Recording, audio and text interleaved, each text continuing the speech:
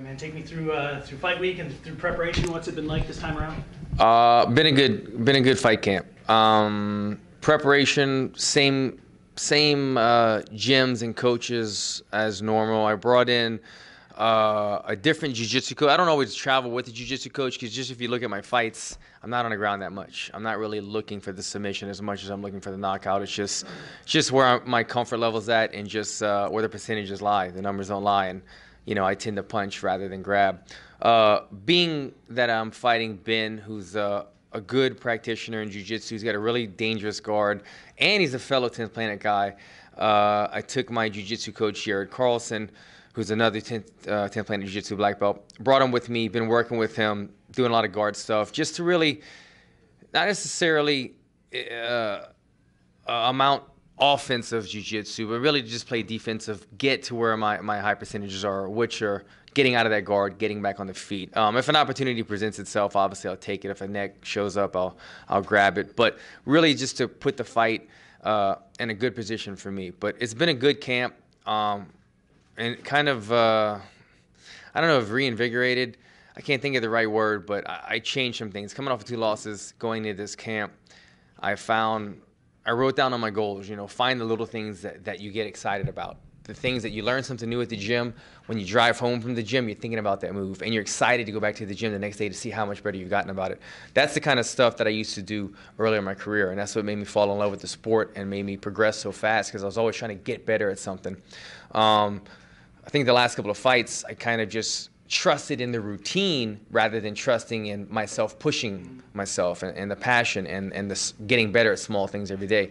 So I made those changes this camp, and it's got me physically prepared and mentally motivated for this fight. Obviously, that's something I'm going to ask you about. Coming off of 2 losses, something you haven't had to deal with before. I mean, you had to be excited for the calendar to turn and kind of turn over a new leaf and get your hand raised again, obviously. But yeah. Talk to me about the mental aspect of getting ready for a fight when you're kind of backed into a corner like that with a couple losses. Yeah, it's you can look at it like your back's against the wall.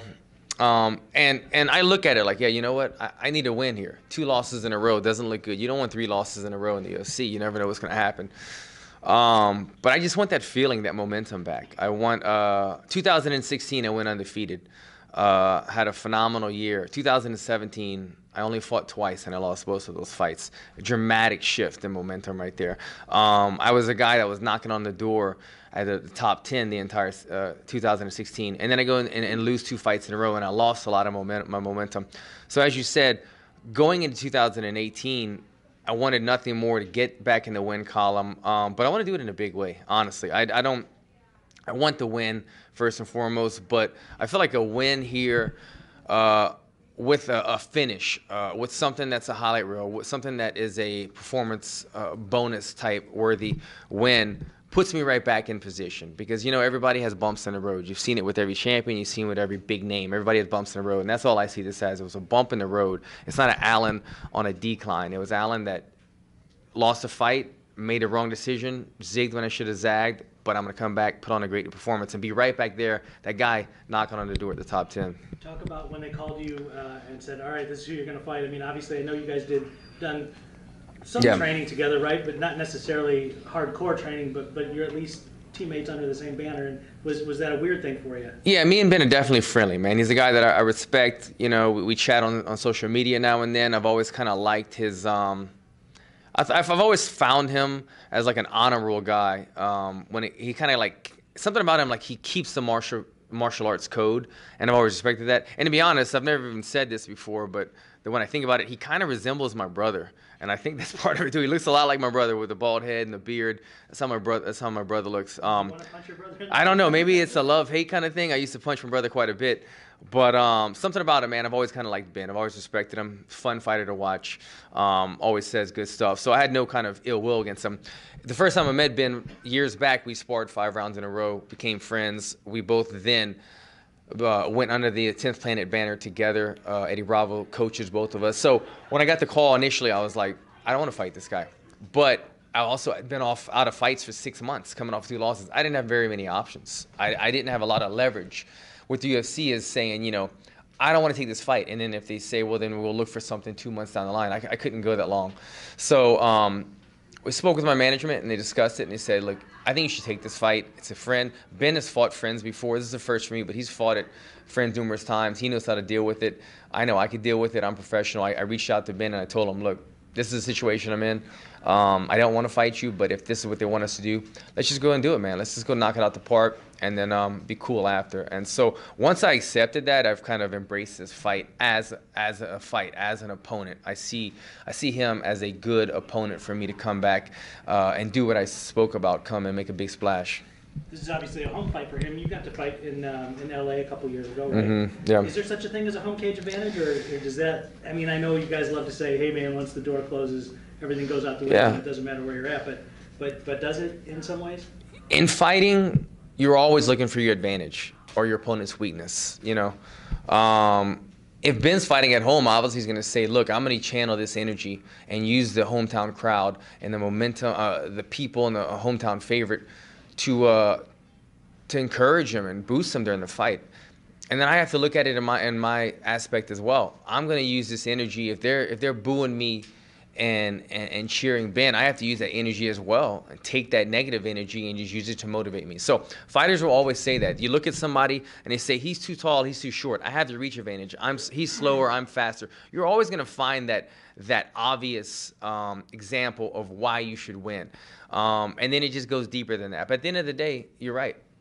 The cage door closes and it's two people in there. And that's all you can really focus on.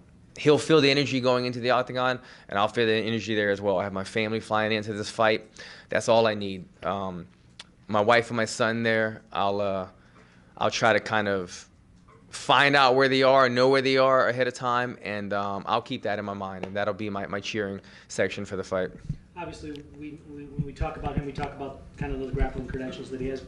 Yet he's only submitted, I think, 4 guys or something like that in like the last 8 or 10 years or something, 20 fights or whatever. Yeah. What else does he bring to the table that you need to look out for and that you've kind of prepared for besides what he's able to do on the ground? Yeah, I mean, he's got a deadly submission game, but like you said, he might not have the numbers to back it up. I think he uses his guard game to beat you up. You know, if the submission presents itself, I think he takes it.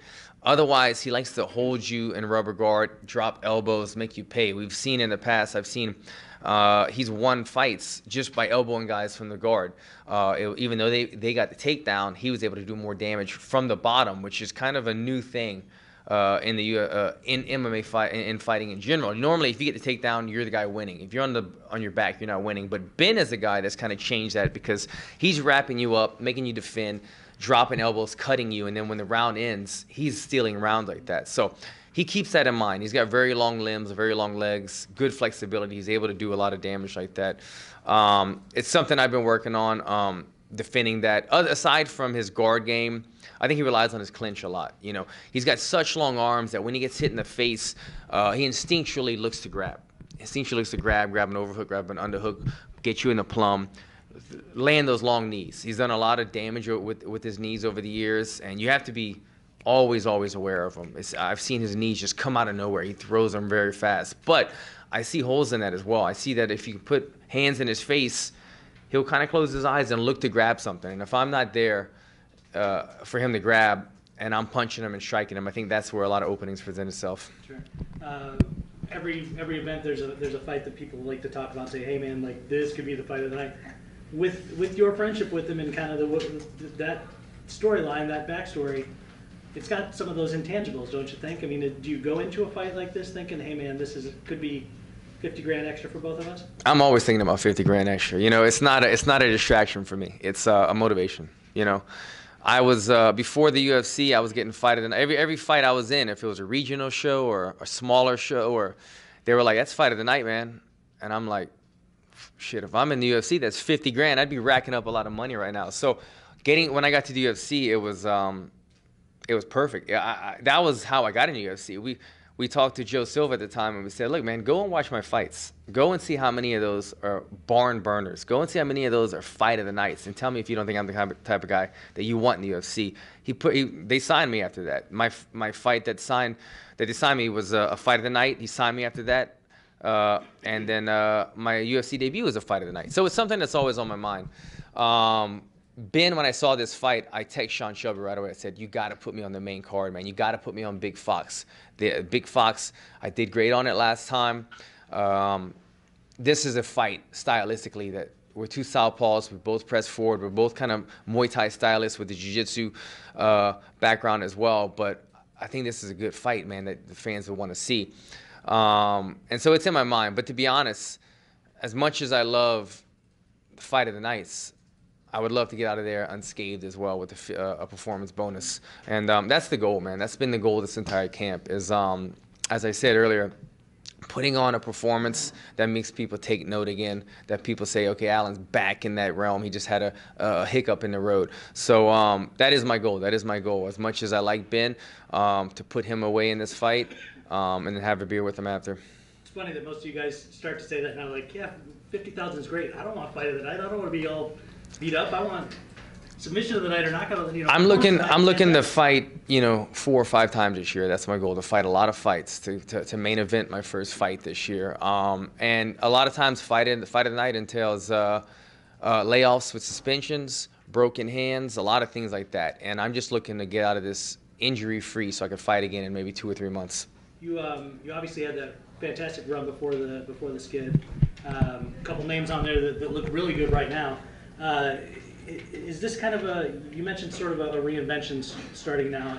Is this the kind of name that puts you back into that, into that conversation right away in terms of who's the elite in the division? Right. Well, I think Ben may not have the number next to his name or anything like that, but he has a name in the UFC. He's got a tremendous amount of fights. This is like Ben's 30 or 40th fight. I don't know what the number is, but he's got a ton of fights. He's a veteran. He's been in the UFC. He went to Bellator. He had a number of fights there. He's back in the UFC. He's the kind of guy that's fought everyone and beat a lot of tough guys and a well-known name. So I think his name carries a lot. People know that Ben is an experienced veteran and a tough guy. But I think I need to put a bow on this with a dramatic finish. I think putting Ben away, doing something that is just highlight reel worthy afterward does put me in that conversation, but it needs to end in that way. And if you had that dramatic way if you could pick what kind of dramatic way that was going to be, what would it be? I could see a walk-off left hand being something like that, but I'm always putting something in my back pocket. If it's a Showtime kick off the cage, if it's a cartwheel kick, I'm always practicing these things. If you don't practice in the gym, you're never going to get a high percentage of them inside the octagon. So something like that, something that's a dramatic finish. But I'm a fan of the flashy stuff, and so you'll see me throwing stuff this fight.